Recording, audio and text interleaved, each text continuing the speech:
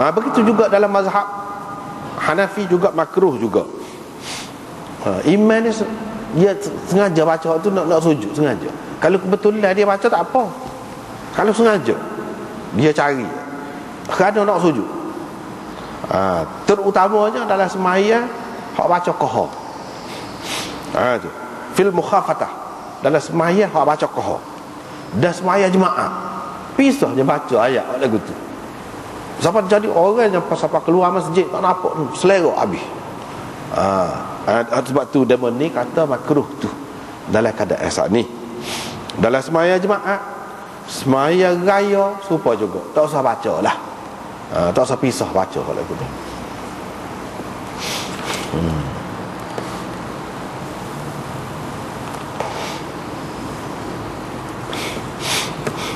Takut jadi keliru kepada makmum. Jadi keliru kepada makmum.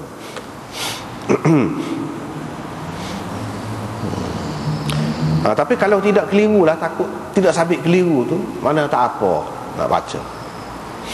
Misalnya duduk dalam masjid tu nampak belakang, nampak belakang tu imam ni, tu imam sujud, dia nampak, dia tahu. Lepas tu sembahyang tu pula sembahyang derah pula, baca derah pula. Tak apa begitu. Walau bagaimanapun janganlah tuju pisah sengaja cari ayat tu. Terutamanya satu ayat. Itu boleh dikatakan kebanyakan ulama mengatakan makruh buat gitu. Kalau nak baca ayat ada sajdah pun bacalah satu ayat kurang-kurangnya sebelumnya, ataupun beberapa ayat lah. Jangan baca waktu saja. Takut-takut orang sangka, orang ingat ayat tu sendiri tu ada kelebihan. Ada kelebihan. Tu dia. Tak ada tu, bukan gitu, tak ada. Lebih daripada hak lain. Jangan tuju lagu tu. Tapi kalau tidak tuju, tidak maksud gitu, dia ada baca dah, memang kita kata semai tarawih tu, memang baca sebuah Quran, sampai malam dia jumpa lah. Tu tak apa. Tu molek lah lagu tu. Itu orang panggil tidak sengaja tu. Siapa tempat dia kan jumpa, ni sengaja cari lagu tu. Ramai ulama mengatakan makruh. Tetapi berdasarkan hadis ini, ramai juga ulama mengatakan tidak makruh. Sebab Abu Hurairah ni semaya ni, dia semaya atamah, semaya isyak, dan dia jadi tu imam ni Abu Hurairah, dia buat lagu tu. Kalau makruh dia tak buat, kalau benda tu tak molek, maknanya tak apalah, tak apa. Hak kata tak boleh saat ni kalau sampai mengelirukan makmum, iyalah begitu.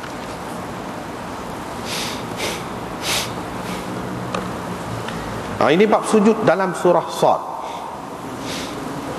Riwayat daripada Ibnu Abbas katanya, di dalam Sad ini, surah Sad ini tidak ada azaimis sujud. Tidak ada ya mestilah, ataupun maksud dia hak mesti itu tak ada siapa dia kata mesti pun. Maksudnya yang ditakkidkan, muakkad. Itu satu maknanya. Satu lagi maknanya, tidak ada dalam surah Sad ini azaimis sujud. Maksudnya sujud tilawah tu tidak ada. Sujud syukur je adanya. Sujud syukur. Jadi ini cerita tentang Nabi Daud yang sujud. Nabi Daud yang sujud, wa kharra raki'an wa anaba, dia sujud. Sujud tu sujud sebagai menyatakan kesyukurannya. Mana bukan kepada kita dikena sujud. Kita ni hak kemudian ni kena sujud, tak ada kena mengena dengan kita. Tapi dalam hadis ada sebut cerita Nabi Daud, dia sujud di situ. Sujud itu adalah sujud syukur. Maksudnya hak Ibnu Abbas nafikan ini ialah sebagai sujud tilawah. Sujud syukur kita tak ada kena mengena dengan hak ni, tak ada lah maknanya. Kan dulu kita sudah ada sebut dah, iaitu dalam surah ni ada khilaf ulama. Ada yang mengatakan tidak ada. Tidak ada tu sebab dia kira sebagai sujud syukur lah. Hak kata ada tu sebagai sujud tilawah. Sebagai sujud tilawah.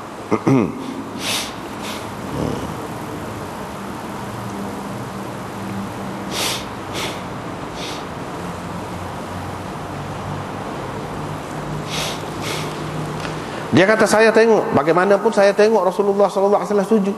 Ada juga Rasulullah sujud. Dalam surah ni bila siapa tepat dia tu, dia Nabi sallallahu alaihi wasallam sujud juga. Kalau ini bukan sujud tilawah, sujud syukur, tak ada kena mengena dengan kita. Apa kena mengena dengan Nabi pun? Ini cerita Nabi Daud. Ini tak ada kena mengena. Nabi SAW sujud menunjukkan ada sujud tilawah lah di sini. Dengan sebab itu ramai juga ulama-ulama terutamanya ulama-ulama dalam mazhab Hanafi mengatakan di sini ada juga sujud tilawah.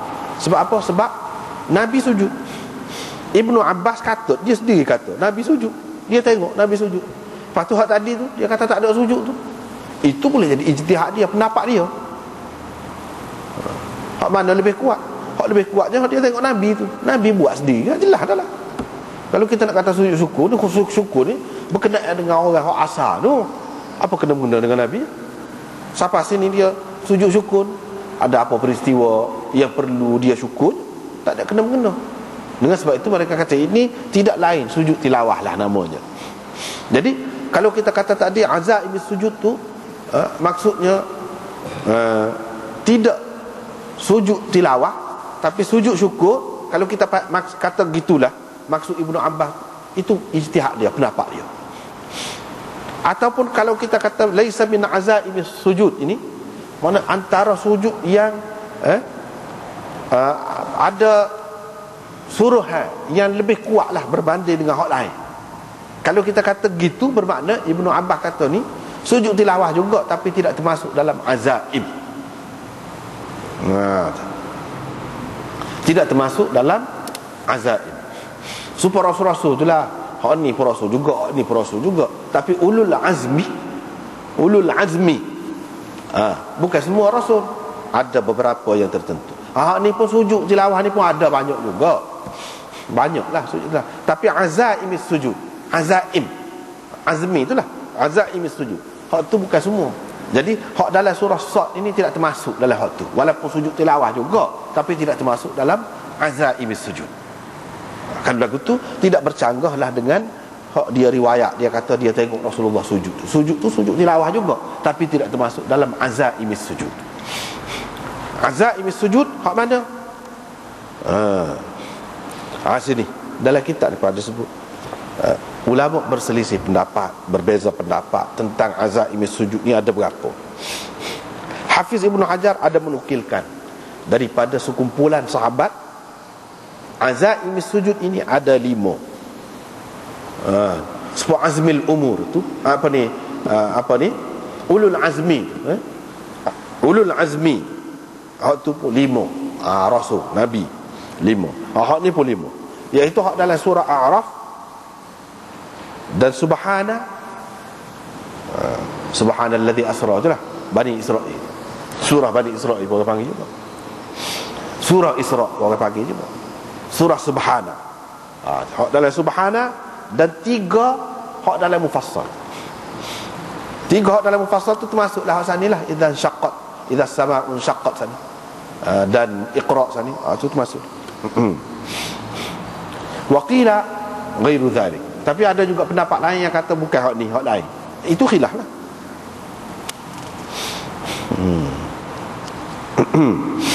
Hafiz Ibnu Hajar sendiri dalam Fathul Bari dia kata laisa min azaimis sujud ini mauquf, berarti setakat Ibnu Abbas saja. Hak Ibnu Abbas kata saya tengok dia sujud itu, hak tu marfu'. Mana Nabi sujud tu hak tu marfu'. Hak Ibnu Abbas kata laisa min azaimis sujud ini itu tidak marfu', berarti setakat dia. Berarti setakat dia. Gitulah.